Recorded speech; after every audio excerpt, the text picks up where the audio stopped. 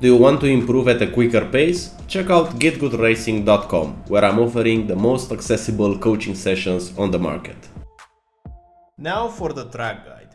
For turn 1, this is an easy flat. However, you can gain a bit of time if you're gonna do two things. Firstly is using a bit of the track right here to open up. So I'm really trying to use the biggest radius into the corner. Even though it's a flat out corner, you will lose a bit less steering if you will open up a bit. So it doesn't cost you anything, and instead of adding a bit more steering at the apex to make sure you're gonna get it, you can save a bit the tires if you will just use more the beginning of the track. Now the second thing is to apex as close as you can to this grass here. The off track that I did was from the previous lap, so you will see that it will disappear shortly, like around here probably. Yeah, so it wasn't the off track from the curb, from the turn in. You want to go as close as you can to the grass, because in the high speed corners you gain time by apexing pixel perfect, like being like a marksmanship on the apexes. This is how you're gonna gain time in easy flat corners, because otherwise everyone would be good in high-speed corners, which is not the case. So you can lose here maybe half a tenth or maybe close to 1/10 if you're gonna be far off the apex. And far off the apex, I mean apexing around the curb and not using the green. You see, even in my instance, I gained 0.01 or so from the previous lap, so you can still improve by just cutting more. Now, going into the next corner, first of all, you will arrive at this part of the track, and it's important what you do here, because this will set up the heavy braking zone. And for the heavy braking zone, you really want to have a good approach. You don't really want to overheat the tires before you go into the braking, because the next corner is going to be quite difficult to take it, and the next corner has another corner which depends on it, and after that corner you have a big straight. So it's like a chain reaction which starts from here.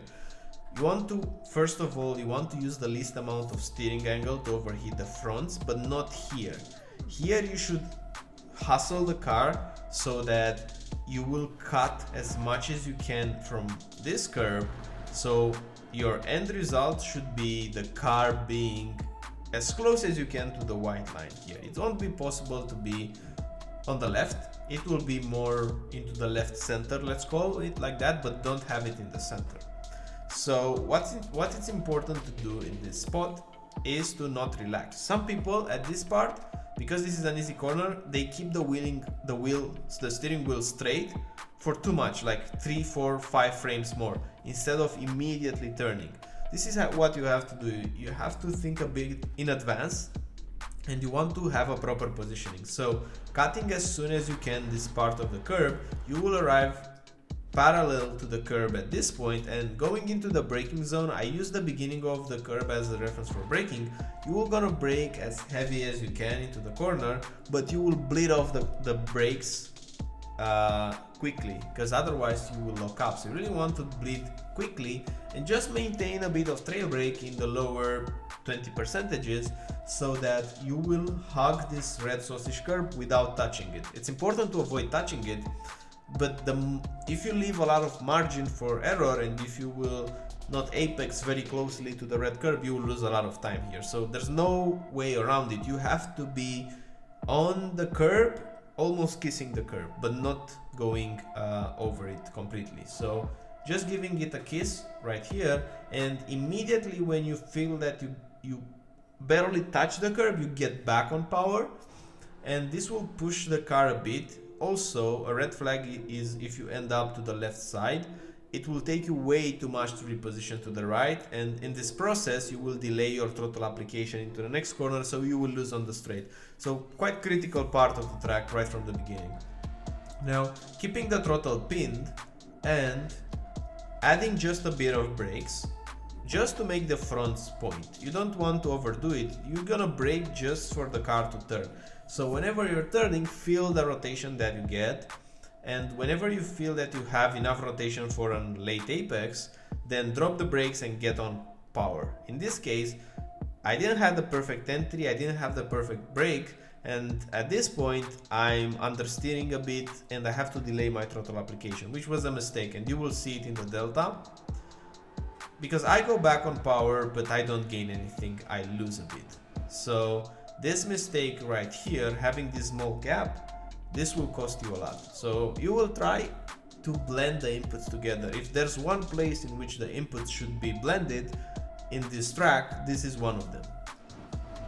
Now for the next corner, again, it's gonna be something similar, in which that you're gonna brake and you're also gonna turn at the same time. Firstly, I want to open up the corner by using this curb. Secondly, I want to turn slightly before I brake, because I want to basically brake with the car already at a slip angle, if that makes sense. And I'm using this arrow as a reference for braking, this one right here. Whenever I'm very close to it, I'm applying the brakes, and notice that I'm already having some steering angle when I'm braking.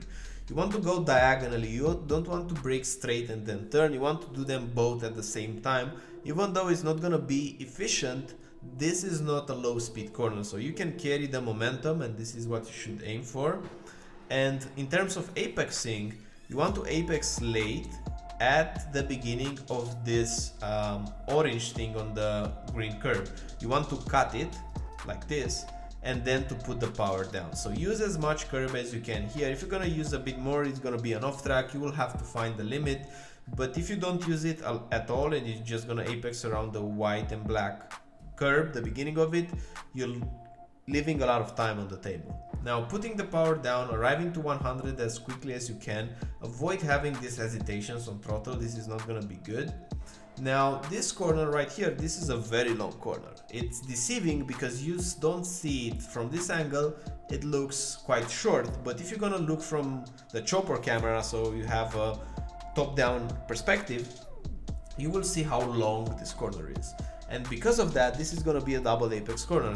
As all the long corners, the best way to take it is as a double apex corner. And what I like to do in this corner is to have a V-shaped line, like going a bit deeper initially, apexing early, going a bit deeper, but then rotate it and putting the power down and getting earlier on throttle and gaining time on exit. So that's exactly what I'm doing. And I'm apexing first here at the beginning or at the end of this green part of the curve. I'm apexing initially with the trail brake. Now I'm still braking. My car gets a bit wider, almost, it's not in the center, but it's not on the inside either. Let's call it inside center, this position. And while still trailing, I'm bringing it with the throttle nice and early, and notice that initially with the delta right here, I'm at plus 1/10. Now, because I'm able to put the power down efficiently because of the V-shaped line, I'm gonna get that time back. So the next apex for me is the second to last orange curve. So the first one was the end of the green, going into the middle, bring it back to here where we have the second to last orange box on the grass, and then just feathering a bit the throttle. And now all the time that I lost and more is time that I'm gonna gain into this straight. So quite important to put the power down. I think the V-shaped line is gonna be better than the U-shaped line. So try it both, try to stay very close to the inside curb and go a bit deeper. Going a bit deeper is gonna be also more consistent, because whenever you're very close to the curb, you have the feeling that you're stuck on the curb, so you have to delay your throttle application even more. Now for this corner, high speed corner, first of all use all the track. I'm mounting this curb, and before the 50, I'm looking at a bit of the 50, now I'm looking at this fence here. And whenever I see a bit of green at this fence, like right now, I'm turning more and more and more. And I don't want to brake while turning in. Ideally, I want to take it flat out, but it's not possible. So you will start practicing it flat out, get the feeling of it, and then dial it down. Now, I'm using a custom setup in this lap. I'm using a Conor Wagner setup. I will add the link in the description. So maybe with a fixed setup this won't be possible, but with a VRS or any other setup, I think they use enough downforce in their setup, so this corner right here will be as close as you can to just a small lift. So what I'm doing is just that. I'm turning initially, but I'm not lifting quite there. So I'm trying to keep the minimum speed up while going in the corner. Now I'm doing the lift and adding just a bit of brakes, like 8% brake, holding it a bit more whenever I feel that I'm rotating the car, and then immediately putting the power down, like smash it. It's really like a smash here. It's not like a squeeze, it's more like giving it a strong push, because you want the rear to snap back, because whenever you're trailing with that steering angle, the rear is going to be loose, but whenever you put the power down, you regain back the grip, and also you keep the momentum up. Notice though how much I'm using of this curb. It's a lot. I think this was a quite good corner for me, and also the next part of Maggots and Beckett's, I think I had quite a good line and approach. Not very consistent maybe, but it was very good. So notice how much I use from this curb. Like I'm almost on the grass here. And this is gonna be key, because it will allow you to carry the speed without getting the off track here. And also notice that you can go this deep without getting an off track. That's gonna be important too. Now going into the Maggots and Beckett's, firstly, the entry on this one, I want to use this red curb, so I want to mount it with my car. Like right now the car is a bit on top of it, and then flat out to turn and use this curb, not dropping the throttle yet. It will depend though on setup, so the ideal way is not dropping the throttle. If you have to drop the throttle, do it the smallest lift that you can possibly do. Now for the next corner, I don't want to be very too much on the left side. I'm sorry, you don't want to have a very narrow entry. You want to be on the center left, let's call it like that. And then whenever I'm getting a bit closer, based on feel mostly, I'm applying the brakes, and I'm gonna trail up until I see that I'm rotating in a way that I'm using this green part of the curb completely, like I'm going completely over it. So my braking, it's mostly done on feel and just being aware what the car is doing. Try to avoid doing it mechanically, like okay, I have to brake here. Hold the brakes and be mindful what the car is doing in that moment, because your relationship with the car will be something like this. You're gonna do an input, you're gonna notice it in the car will tell you something from that input, and you take that output from the car and then you give it another input that will make your result happening.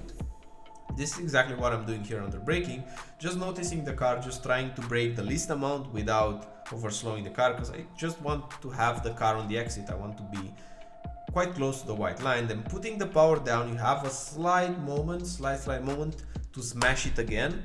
So giving it a bit of power, based on feel again, I'm applying the brakes and I'm just still trailing up until I see that I'm gonna use all this curb. Now getting back on power. I know it's a good corner when I'm get pushed here without having to use a lot of steering angle to reposition. So this was a quite good attempt.